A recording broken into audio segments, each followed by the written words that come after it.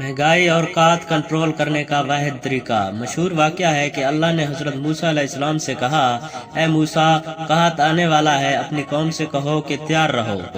हज़रत मूसा अलैहिस्सलाम ने यह पैगाम अपनी कौम को पहुंचा दिया तो उनकी कौम ने अपने घरों के दीवारों में सुराख बना दिए ताकि काहत और सख्ती की सूरत में साथ वाले घर की मदद कर सकें, और इस तरह ये सख्त दिन गुजर जाएं। कुछ वक्त गुजरा लेकिन काहत नहीं पड़ा।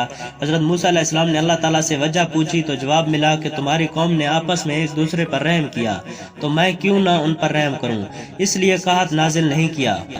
मौजूदा महंगाई के दौर में एक दूसरे पर रहम करें ताकि खुदा भी हम पर रहम करे। महंगाई के सख्त दौर में हमें अपने रिश्तेदारों, दोस्तों और पड़ोसियों का खास ख्याल रखना चाहिए। अक्सर अगर देखा जाए तो हम उल्टा चलते हैं। हुकूमत अगर किसी चीज़ को 1 रुपए महंगा कर देता है तो हमारे ताजर हजरात इस चीज़ को 20 रुपए महंगा करके जिम्मेदारी हुकूमत पर डाल देती है। हुकूमत से हमें ज़रूर गिला करना चाहिए मगर साथ में अपने अमाल को देखना चाहिए। अगर हम अल्लाह की रहमत चाहते हैं तो ज़रूर अपने अमाल दुरुस्त करने होंगे, बसूरत दीगर इन हालात को बदलना नामुमकिन है। उम्मीद करता हूँ दोस्तों आपको आज की वीडियो अच्छी लगी है। इसे लाइक करें और चैनल को सब्सक्राइब करें। शुक्रिया।